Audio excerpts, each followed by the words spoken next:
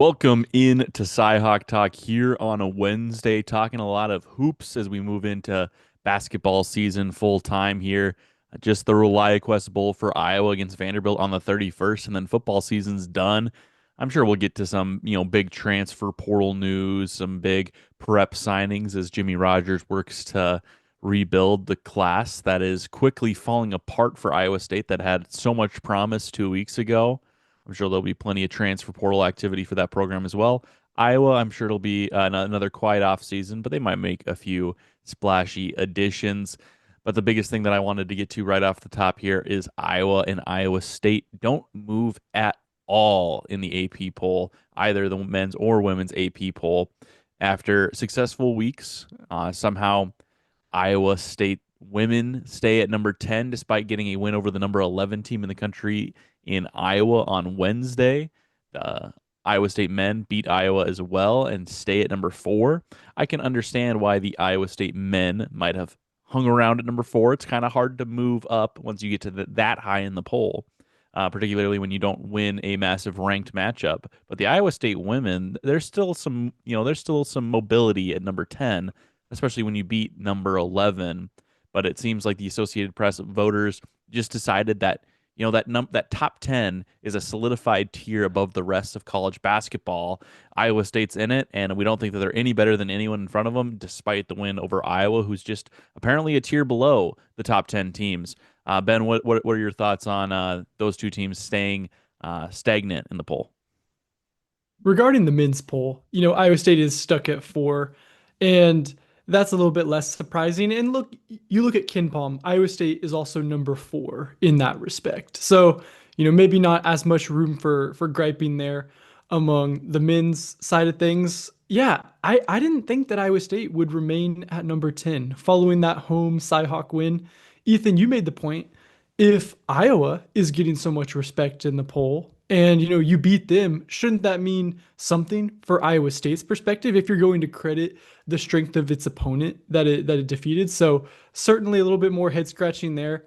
You look at TCU above them, no losses. The Sooners have one loss. Maryland 12-0, Michigan one loss. All these teams have one or zero losses. So I think with all these polls, we hear so much complaining about the football side of things now. You know, there are problems when you go week by week with these rankings, but we like it from a consumer standpoint because we like having the numbers. You like knowing kind of what level of competition each of these teams is and is going up against. But there are inherent flaws when you have to do it week by week. One last point I'll make is I wonder if the thoughts of last year are kind of creeping into this team. Heck, I mean, we heard at the post-game press conference at UNI that other coaches think Iowa State women are so much better than last year. They think Addy Brown and Audie Crooks have gotten better. But I wonder if those games against UConn and South Carolina that the women lost via blowouts last season are still resonating, perhaps in the mind of some of these AP poll voters, as I'm not quite sure that the Cyclones are in the elite tier that it takes to get up into, say, the top 5 because they lost those games by such a wide margin last year. Yeah, I simply think it's going to be ridiculous when Iowa inevitably moves down after a likely loss to Connecticut on Saturday. They're going to sit idle all week, only play one game in this cycle of the AP poll, and they're probably going to get bumped down after losing to the undisputed best team in the country in Connecticut. But they don't move down at all when they lose to Iowa State, and Iowa State doesn't benefit at all from that game. You just can't convince me that not playing that game would have meant nothing for either Iowa or Iowa State. I think what we're seeing there is maybe a little box score watching and going, oh, it was a close game. I think it was a 4 point game, if I remember correctly, 5 point game, if I remember correctly. One I of think it those was two. 4. Mhm. One of those two. 4 or 5. The men's game was also super close. So some confusion there, but and a similar score range too. They were both like in the 60s.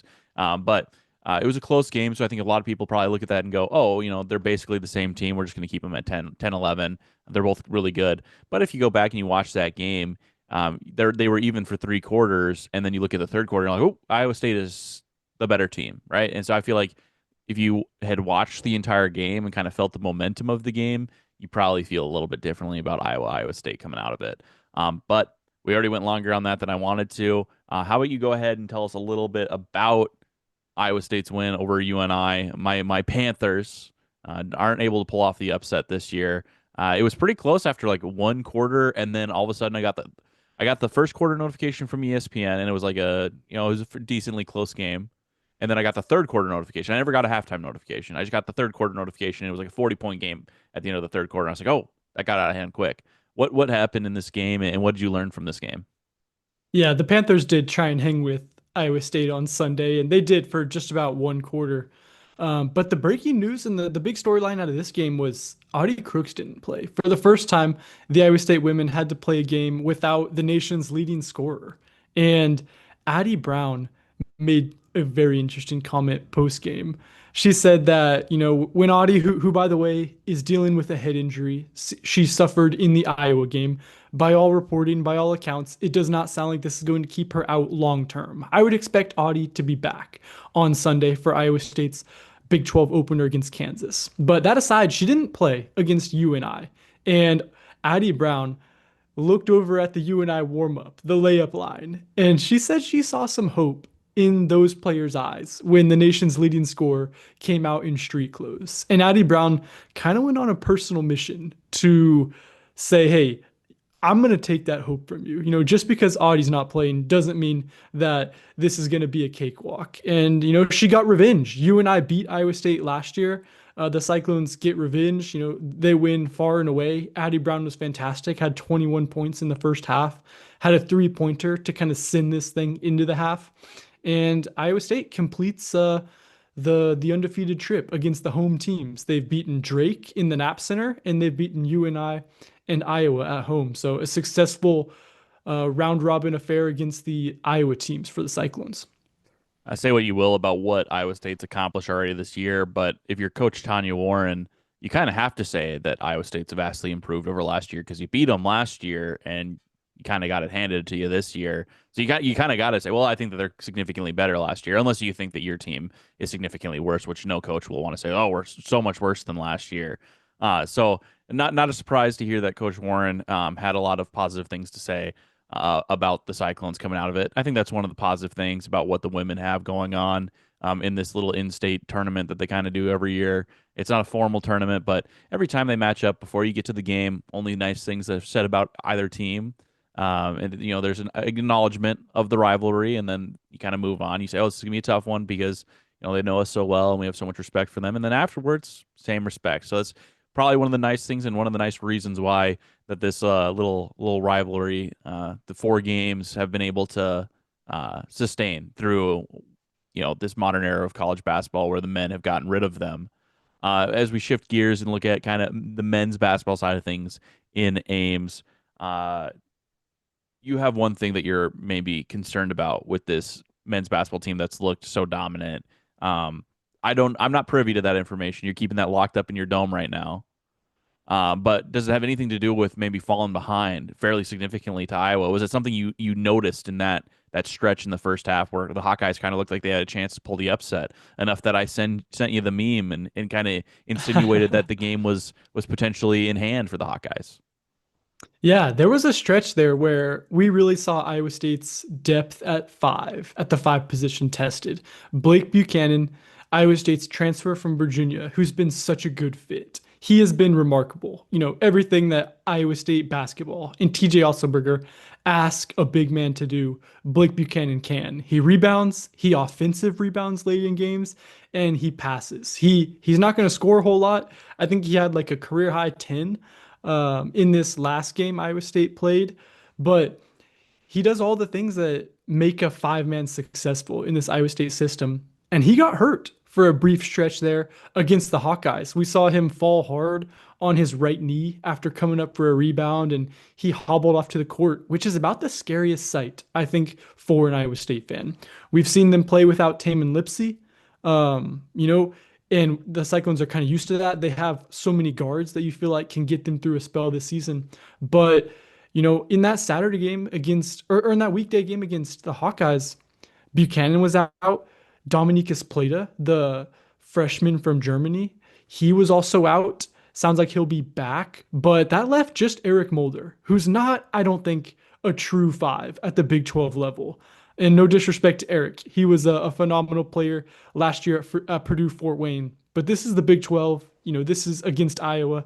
And he's just looked not to that caliber so far from the brief appearances he's had this season. So I am concerned a little bit moving forward about if something happens to Blake Buchanan, what would the Cyclones' depth at five look like? Last year, Ethan, we saw injuries looked like the only thing that could derail their NCAA tournament hopes, and it happened. So you just kind of keep an eye on that kind of thing in the early stages of this year. We're doing our own version of a compliment sandwich here where you do the positive, then you do the negative, then you do another positive, so you almost forget about the negative. So that was kind of a bummer. So bring us back up a little bit in Cyclone land and talk a little bit about how Iowa State's managed to replace some incredible offensive players that they lost during the offseason. That was my big question. I remember writing, something in our coverage, Ethan, in my three big questions for what does Iowa State need to do this season. And it's, of course, replacing your two leading scorers from last year, Curtis Jones and Keshon Gilbert. Curtis averaged 17.4 points a game, and Keshon Gilbert averaged 13.4. How the heck does that get replaced? And we looked at maybe Jamarian Bateman, a freshman, as a guy who could do a little bit of that. You looked at Dominic Nelson, perhaps the WAC Player of the Year transfer, as somebody who could do a little bit of that. So, of course, I think it's natural to look at the new players you bring in to replace that. But in fact, Iowa State's replaced those two guards' production from its current players. Milan Momcilovic, he's raised his scoring average by 6 points per game. Taman Lipsey has raised his scoring average by nearly 5 points per game. Joshua Jefferson has raised his scoring average by 4 points per game. All of these guys have just gotten more efficient, have gotten better. Milan Momcilovic, he even said in the game that Iowa State most recently played that, hey, I don't have any more awful games. Last year he had games he scored 3 points. He had games he scored 4 points, games he scored 5 points. He's only had one of those this season against Mississippi State. Milan's definitely found a new level of consistency with his offense that I think has allowed them to replace the scoring production lost by those two guards from last season. Yeah, Joshua Jefferson was kind of the player that I came away from the CyHawk game most impressed with. He was kind of the one that got things back in gear for the Cyclones late in that first half. I think he had like 8 of 13 points or something ridiculous to close the game. Iowa State kind of got things rolling again to end the first half. I think they were down by 10 with like 2 minutes to go, and then from like 2:55 to halftime, they were able to close the gap to like five. And it was a nice little run that Joshua Jefferson completely sparked and kind of powered himself. So he was the player that I came away from most impressed by. You you seem to have you mentioned the other two guys and what they've done to raise their level. Have you seen a noticeable improvement from him this year? Yeah, I think I have. The big thing with Joshua Jefferson was last year he wasn't the defender's primary target, right? Now he's first on scouting reports. And the Cyclones are able to get him the ball in so many ways. He has what I think is the prettiest looking 3-point shot on the team. Just the way he shoots it, it looks so great coming off of his hand. And as you said, he had a couple of those 3-pointers to get the Cyclones going. So Joshua Jefferson, I think we saw him through the first few games of the season kind of learn to adapt to becoming the number one threat. And he's played really well through that. Definitely impressed with Jefferson's development. Ben had some big questions for the Cyclones going into the season, and there's some big questions swirling around Iowa City about Central Florida transfer Emely Rodriguez. We'll get into that discussion and some men's basketball talk right after this. I thought it was pretty low today. I think that was probably one of the worst performances we've had this year, to be honest. I just think defensively and offensively we weren't clicking, but we got the win, so that's good, and got some learning points to take from this game and just move forward.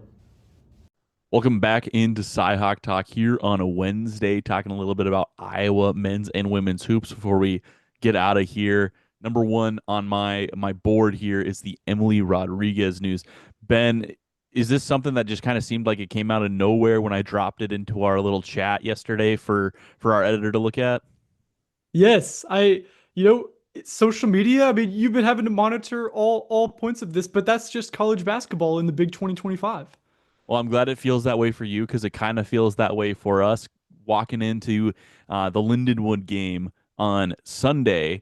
I was kind of like, man, we really haven't gotten a great update about Emely Rodriguez, and she was out. I looked at the availability report before I blasted off for Iowa City from Cedar Rapids, screenshotted it, posted on social media like, hey, she's out again. This is kind of getting a little weird. She wasn't on the bench for Iowa State. It wasn't really that big of a deal when she wasn't on the bench for the Iowa State game. I just kind of took a mental note of it, like, oh, she's not there. That makes sense. She's an injured player. Probably don't need to have them traveling to an away game, right? Um, so I post the availability report, get a couple of questions like, hey, what's going on with her? We're not really quite sure what's going on with her. We know that she tweaked her back at some point after or during the Miami game 3 weeks ago. Iowa gets a nice little win over Miami, Florida in the WBCA showcase in Orlando. Come back. Rodriguez hasn't played since. It's been 5 straight games since Rodriguez played. And so after the Lindenwood game, I tried to spice it up a little bit because to that point, if we're reviewing the film, we hadn't really done much to get anything more from Jan Jensen on the Rodriguez injury. So I tried to spice up the question a little bit. Said, what's the day to day is the status that we've been given. I'm like, hey, day to day can mean she's back tomorrow. Day to day can mean what in the future. Like, what is your ceiling on how long she could potentially miss? And then in terms of like ramping back up from this injury because she's missed so much time already, what's that going to look like? And I kind of got stonewalled a little bit from Coach Jensen. She's day to day. She said, there's a lot that I'm trying to figure out about this injury, but the best I can tell you is that she's day to day. It's not an exact quote, but that's basically what she told me. So that's kind of like, oh, that's weird. Not really getting much information on this. But, the conspiracy theory started swirling because she also wasn't on the bench against Lindenwood. We knew before the game she wasn't going to be on the bench. That was shared with us by the communication staff at Iowa. So it wasn't necessarily anything we were surprised by. Again, maybe you don't need an injured player to sit on the bench. Jada Gemfy, who had knee surgery earlier this month, she's been on the bench for every game. She still has her bench mob role. I'm pretty sure she was in Ames. So, sometimes injured players will be on the bench, not necessarily the biggest red flag that they're not. But, people started having their theories, and we get Jan Jensen again on Tuesday. She gets asked the status of Emely Rodriguez on Tuesday, day to day. Kyle Huseman from On3 asks the follow-up question. I want to give him credit for this because it's certainly a question that we needed to ask, and he was the one that was brave enough to get to it. Asks the follow-up question, hey, there are people that are having theories. I just want to give you this opportunity to address them and confirm that this is solely a injury related absence and that she's still a member of the team. And Jan Jensen answered the question in probably like the worst way possible to quash rumors by saying she's still a member of this team as of right now. It's like, well, what do you mean as of right now? So that's where we're at. It's kind of a weird situation. I went and looked at Emely Rodriguez's social media, her Instagram following. She's still following Iowa women's basketball. She's still following the university account. She's still following the athletics account. I checked a couple of different teammates. Some teammates don't have Instagram.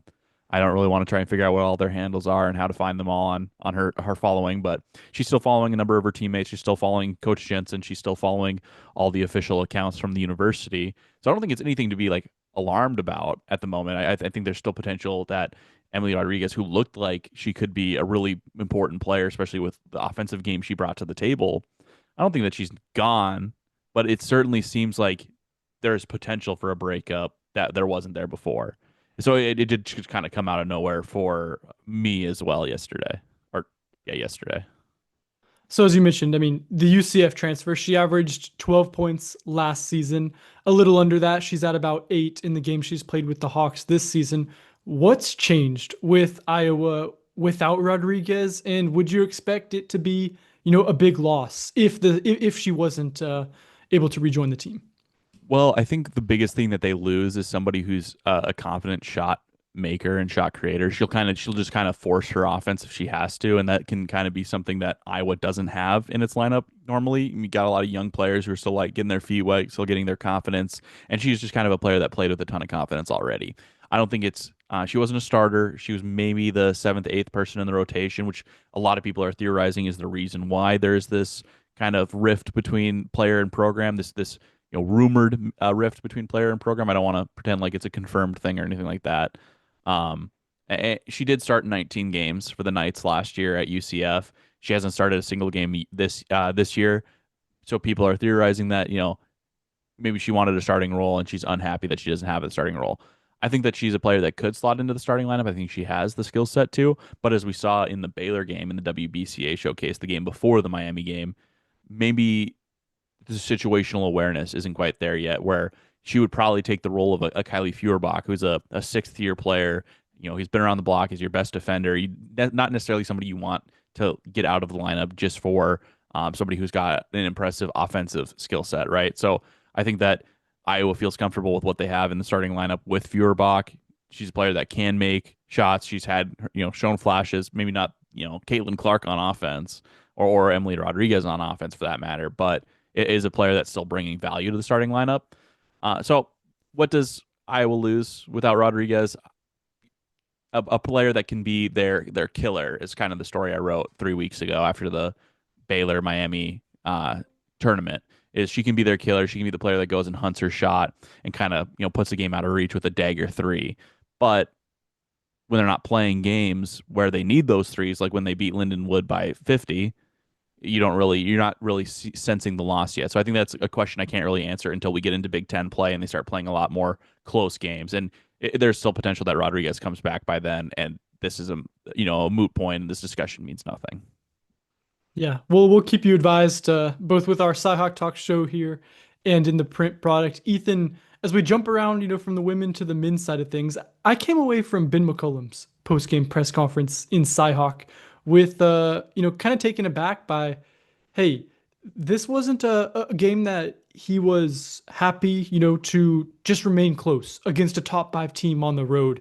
This wasn't an opportunity where he said, hey, this will probably move us up in KenPom and help our net. He wasn't talking about any of that as a good thing.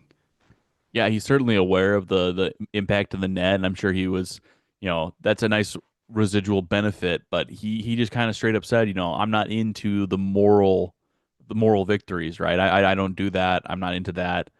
It was a 4 point game. We could have won this game and we didn't. That's all I care about is just win. That's all I care about. And that's kind of, I thought that was an impressive message. He said that was his message to his team. And then again, following the Western Michigan game on Saturday, do I have these mixed up? Yeah, the women played on Saturday, the men played on Sunday. Against Western Michigan on Sunday, first question he faces after the opening statement in the post game is, what can this game be in terms of a bounce back for your team after Thursday, and what was your message to the team? And he again was like, well, I don't really care what this was as a bounce back because we need to just win every game on our schedule. And he said his message to the team was, don't take the poison that is a moral victory. So this is a guy who's he's just not interested in claiming moral victories. He's like repulsed by the idea of moral victories at this point. Like he's disgusted. He calls it poison, right? So he's like, don't take that poison. And the reason why he's got this stance is because early on in his tenure at Northwest Missouri State, his program experienced a lot of success and went to 3 straight Sweet 16s. And he said he kind of fell into that trap at first of like, oh, we're so close, right? We're a really good team because we're competing, and some of these were they were all like 1-score games or overtime games, and they ended up losing all of them. And it wasn't until he decided going into the 2017 season, it's like, I don't want to be really good. I want to be great, that they ended up going on and winning the national championship that year. And so I think that he sees that as, once you quit claiming moral victories and just focusing on, the victories on the court, that's when you're going to have success, and you're not going to settle for just good enough to be competing with top 4 teams where you are, a top 4 team or top 1 team. Exactly. I think when you've won 4 national championships at the Division II level, the moral victories kind of lose their luster when you've had 4 victories in the national championship game. And you have the unprecedented success that he had at Drake last year, where he goes out, beats multiple high major teams, wins the Missouri Valley in his first year in the league, and immediately ends up in a high major job. I mean, this is a guy who's used to winning every game that he coaches, right? So winning a lot more than he's losing, that's for sure. And so I think that any loss is probably going to sting. And one of the things too was, I think the question from Alec in the post game that kind of got him on the moral victory track was, comparing this to your loss to Michigan State, there was clear progress there. It's like you lost by 19 in the Breslin Center. You held the lead in Hilton and only lost by 4 or 5. There's clear progress there, right? He's like, yeah, I don't really care about the progress. Yes, I'm a process-oriented guy, and we have to stick to the process, and it's nice to see results, but the only result he really cares about is a win in the win column. Any final thoughts for us here on CyHawk Talk? Well, I'm just curious if you can put your fan cap on for me. Think about if this was the Denver Broncos, how does this moral victory, how does that like, how does that play for you? If you're a fan and you hear your coach speaking like that, does that fire you up, or is that like, oh no, we have to take the wins where we can get them? Yeah, I don't think any fan wants to hear their coach be settling and happy to settle. I think every coach, I think every fan wants to hear their coach say, "No, not here. We win, we only settle for national championships." And I think that's just the messaging that every fan wants to hear.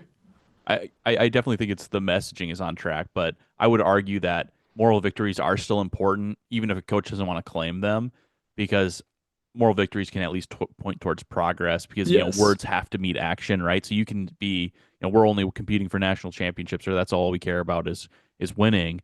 But if your words aren't meeting action, if fans aren't seeing it happen, then that's when they get really upset. And I know that's what happened in Nebraska when I worked in media there at the end of the Scott Frost era, is words weren't really meeting action or results. And so I think that moral victories can be important early on in the process of a new coach, but eventually it's like all that matters is results. So I think right now the moral victories are really important for fans to see, if even if the program doesn't want to claim them. But later on, it will be just kind of results, because I think that's kind of like once we got to year 12 of the Fran McCaffrey era, all people were worried about were results in March, not really, that the team was competing to win a Big Ten championship. They wanted to see results in March. Yeah, you want to see signs that a new product is successful. You want to see signs, and you can use moral victories as data points, but you don't hang banners for moral victories. But we will hang banners for you subscribing to the Quad City Times YouTube channel. So go ahead and hit the subscribe button so you never miss an episode of CyHawk Talk. If you're listening to us on one of our audio platforms, give us like a 5-star rating. I don't know what any of the audio platforms are like. I know you can give ratings on Apple Podcasts. If you're listening to their 5-star rating, please subscribe, follow the show, whatever you do.